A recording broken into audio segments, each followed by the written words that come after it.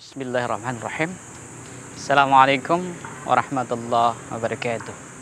Bismillah, alhamdulillah, wa la ilaha illallah, wallahu akbar.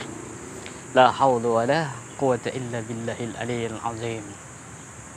Sahabat-sahabat dan para pemirsa yang insyaallah dicintai oleh Allah Subhanahu wa taala.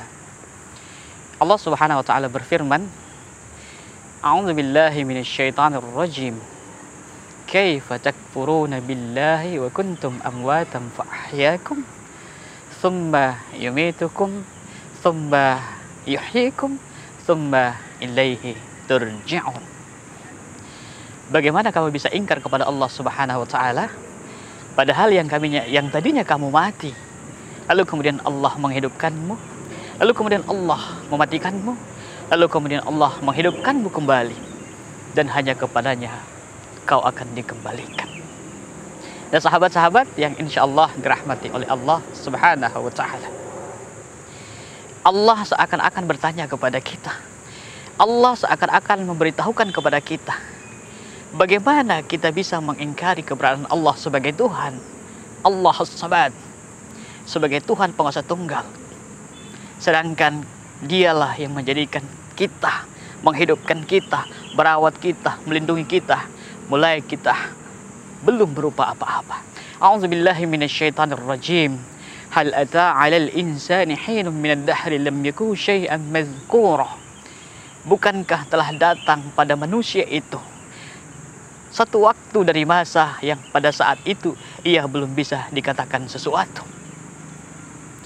Inna khalaqanal insana min nutfatin amsajin nabtali faja'alnahu sami'an basira. Allah, kamilah yang menciptakan, kata Allah Subhanahu wa taala. Kamilah yang menciptakan manusia itu dari setetes mani yang bercampur. Karena kami hendak mengujinya dengan perintah dan larangan. Itulah sebabnya kami akan memberikan dia pendengaran dan penglihatan. Nah, sahabat-sahabat yang insya Allah dirahmati oleh Allah Subhanahu wa taala, ketahuilah bahwa pada hakikatnya awal daripada manusia itu dalam keadaan tidak berupa apa-apa, masih hanya setetes air mani. Lalu kemudian di usia 4 bulan kurang lebih kandungan ibu kita, barulah Allah Subhanahu wa taala meniupkan ruh ke dalam jasad kita. Disinilah awalnya kita dihidupkan oleh Allah Subhanahu wa taala. 9 bulan kurang lebih Allah Subhanahu wa taala memelihara kita dalam kandungan ibu kita. Dan pada saat itu, pada saat kita hendak dilahirkan ke muka bumi ini, Allah mengambil perjanjian kepada kita, kepada jiwa-jiwa kita. A'udzubillahi minasyaitonir rajim.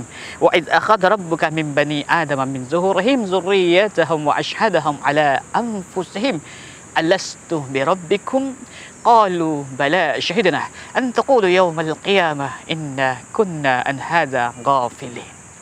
Ingatlah ketika Allah Subhanahu wa taala hendak mengeluarkan anak cucu Adam dari tulang sulbi ibunya, dari rahim ibunya. Allah mengambil persaksian kepada jiwa-jiwa itu. Alastu birabbikum, kata Allah, bukankah aku ini Tuhanmu?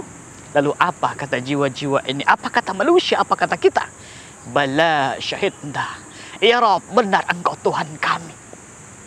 Oleh sebab itu maka kita pun dilahirkan ke dunia dengan menggenggam kedua tangan kita. Apa makna yang kita genggam ini?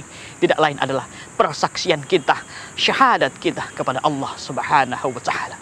Itulah sebabnya ketika kita lahir di dunia ini, yang kita genggam ini adalah la ilaha illallah, yang bermakna saya tidak akan pernah menyembah kecuali kepada Allah Subhanahu wa taala. Saya tidak akan pernah menggantungkan segala hidup dan matiku kecuali hanyalah kepada Allah Subhanahu wa taala. Inilah yang seharusnya berakar, berurat dalam diri kita sehingga membentuk kepribadian kita sebagai seorang muslim yang sejati. Sahabat-sahabat yang insya Allah dirahmati oleh Allah Subhanahu wa taala.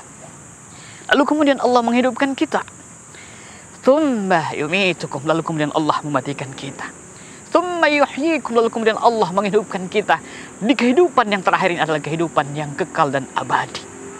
Tapi tahukah sahabat-sahabat yang insya Allah dirahmati oleh Allah Subhanahu wa taala, kehidupan dunia inilah yang sering membuat manusia terkecoh, sering membuat manusia tertipu, terbuai dengan kelezatan yang ditawarkan oleh kenikmatan dunia ini.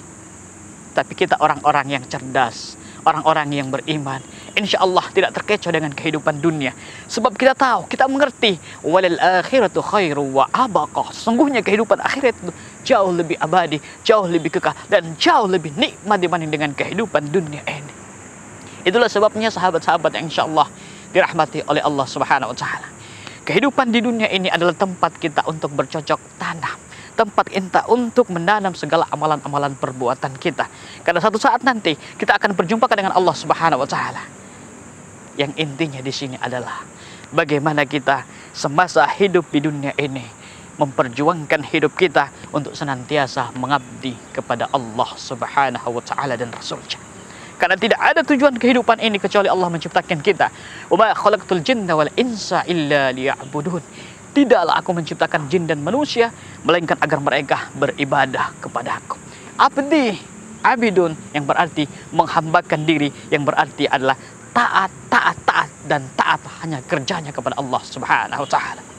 Nah, sahabat-sahabat yang insya Allah dirahmati oleh Allah Subhanahu wa Ta'ala, dalam kehidupan ini, inilah yang kita pertahankan supaya kita menjadi orang-orang yang senantiasa menjadikan hidup di dunia ini adalah tempat untuk bercocok tanam. Lalu kemudian setelah itu Allah mematikan kita, disitulah tempat kita untuk menuai, dan disitu kita tidak punya kesempatan lagi untuk bercocok tanam. Tetapi disitulah teras-teras daripada kita menikmati hasil daripada jerih payah kita selama di dunia ini. Dan sahabat-sahabat insya Allah dirahmati oleh Allah Subhanahu wa Ta'ala, semoga apa yang kami sampaikan ini menjadi ibrah buat diri pribadi ini, menjadi pelajaran buat diri pribadi ini dan kita semua yang sempat mendengarkan dan menyaksikan. Mudah-mudahan bermanfaat. Kekurangan banyak sekali.